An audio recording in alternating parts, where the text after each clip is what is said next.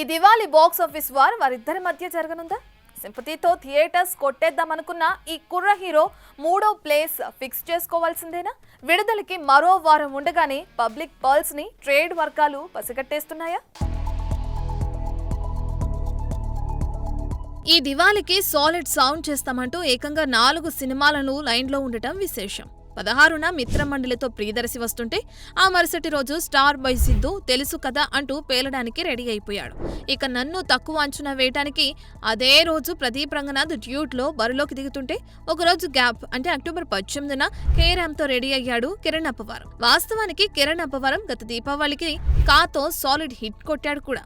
కానీ అది ఇచ్చిన కాన్ఫిడెన్సో లేక ఏం చేసినా చూస్తారన్న ఓవర్ కాన్ఫిడెన్సో తెలియదు, కానీ తలా తోక లేకుండా వదిలిన దిల్ రూపా ఆడియన్స్ దిల్ ని గెలుచుకోలేకపోయింది. మరోవైపు వదిలిన కే ర్యాంప్ ట్రైలర్ చూస్తే కంటెంట్ తక్కువ కేసెస్ ఎక్కువ అన్నట్లుగా ఉంది.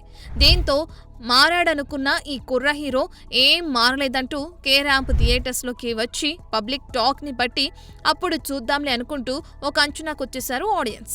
ఇక మరోసారి బయటకు తీసిన సింపతి కార్డు కూడా పెద్దగా పనిచేయనట్లే కనిపిస్తుంది. మరోవైపు నవ్వులు పోయిస్తానంటున్న మిత్రమండలి కూడా రిలీజ్ దగ్గర పడుతున్న కొద్దీ బజ్ తగ్గించుకోవటం గమనార్హం. అంటే ఎటు చూసినా ఈ సినిమా దివాళీ సీజన్ లో ముఖ్యంగా ప్రదీప్ రంగనాథ్, సిద్ధు జొన్నలగడ్డ మధ్య ఉంటుందన్నమాట.